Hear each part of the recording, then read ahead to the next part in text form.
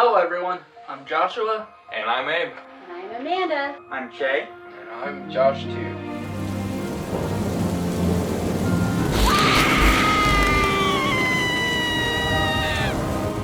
Hello everyone, Joshua Myers here. And today I'm going to be reviewing Lilo & Stitch from 2002. Alien Lost. Stitch. Lost.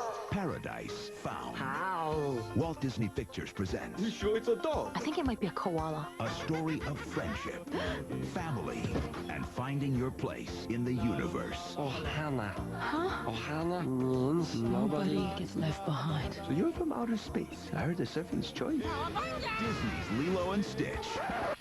You ain't nothing but a Rated PG. In theaters June 21st. Lilo & Stitch stars Christopher Sanders, David Steers, Kevin McDonald, and is directed by Christopher Sanders. The plot of Lilo & Stitch is that basically a ship ends up crash landing on Earth, which carries a runaway genetic experiment for a faraway planet named Stitch. As he wreaks havoc on the Hawaiian island, he becomes a mischievous adopted alien puppy of a little girl named Lilo, and together they learn about loyalty, friendship, and ohana, the Hawaiian tradition of family. What are my positives with Lilo & Stitch? Honestly, for me, there's one portion of this film that I think is done super well. And it's, it's when we get introduced to, Lilo and her sister, and basically, before we get to the, Stitch interacting with them. Because all that stuff was really well done. It showed, first of all, you got, Lilo and her sister who, her older sister's having to take care of her now because their parents, being Disney, got axed off screen. Yeah, what is it about Disney and killing off parents? What is it with that? Kind of worrying that Disney does that a lot. It's what, does Disney have something against parents? But basically shows, how these two are coping, and basically how, for example, Lilo's sister Nani is, learning to deal with kind of being a parent in a sense, and she's not used to that, because it's she's her sister, and sisters fight, they bicker, they argue, and that's what ends up happening. Also, I do like these characters. I especially like, Lilo here, which the voice actress they got for her is really good, And here's the thing, when you deal with kid characters, sometimes it could not be so good, because some people seem to miss the mark on it. But Lilo here, I think, is just like a real kid. She could be weird, which, let's face it, at one point all of us when we were kids are weird. Sometimes we stay weird. And also, she has so many different emotions. When she's happy, she's upset. She gets into fights, actually. And all this stems from the loss of their parents, actually. And you also got the Secret Service agent and that coming in. And they don't treat him necessarily as a bad guy. It's he's just doing his job, And he at least understands what, they're going through. He knows it's tough for them. All that character-driven stuff was good. Really handled well. Which, fun fact, I did research who the voice actors, what else the voice actress for Lilo did, and apparently she was the voice of the girl from The Ring. So, yeah, she was the voice of Samara. She portrayed Samara from The Ring, the creepy ring girl, which I found to be kind of awesome. I never realized that. But, she's a good actress. Also, the animation here is really good, too. I still don't think it's one of Disney's highlights in animation, but I still think it's pretty good animation. Also, the pacing of this film is really good, too. This film clocks in at an hour and 26 minutes. It didn't felt like that to me. So the pacing of this film is really good.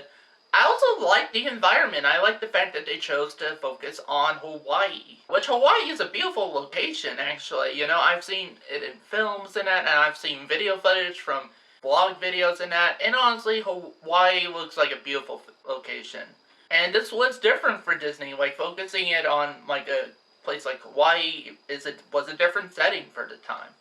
And I think for the animation, they nailed the location pretty well. What are my negatives with Lilo & Stitch? Now here's the thing, when I get into my negatives with this film, it's not that they're bad, like awful stuff about it. You know, I never once found anything in this movie to be downright awful. It's just, this is one of those films where some portions of the film, like, outweighed the rest of the stuff. You know, like, the stuff was so strong, and then the other stuff comes in, and it's not as strong anymore. Like, for example, the stuff, like, with, like, the character-driven stuff with Lilo and her sister and that, before the aliens showed up, like I said, was really good, really strong. They handled that part really well. And then, this is where it kind of gets into my negatives. So, when the stuff with the aliens and that show up, interacting with them, I mean, it's fine, it's passable. You know, and this alien with Stitch is cute. Yeah, he's cute, you know. You know, but I just felt like some parts, you know, basically overtook the rest of the film. Like, and here's the thing, I still think they could have done that heavy character-driven stuff throughout the rest of the movie. I really do. Even with the alien stuff. But they kind of seem to have forgot about that, actually. I mean, there's a good message, you know, with the whole Hoana stuff, with, you know, Hoana means family, and family sticks together, and that, like, nobody's left behind. That stuff, I think, is a good, like, that's a good message. And none of the voice actors, like, for the aliens are bad, you know, or anything like that. I didn't particularly find any of them annoying or anything like that. They're okay, you know, they're charming enough. But, you know, I think this film could have been, you know, to make it better, if it was just focused on Lilo and her sister and all this stuff, and forget about the stuff with the aliens and that. If it just focused on that stuff and gave us a much more, you know, story-driven narrative, like, as far as, like, you know, character development, you know, like, as well, like, focusing on character development stuff like this film could have been great, like, amazing. But, unfortunately, they didn't do that, and again, the stuff is, with the aliens, wasn't bad. It's just one portion of the film outweighed the rest of it, and for me, those are my only negatives. So with that said, I'm going to give Lilo and Stitch a 3.5 out of 5 stars. Honestly, for me, I think this film's okay. But the stuff that's good is really good. Like I said, I really like the stuff between, like character-driven stuff with Lilo and her sister. You know, before the aliens showed up in their lives. I really dug that. You know, I also liked Lilo as a character. In fact, I liked most of these characters.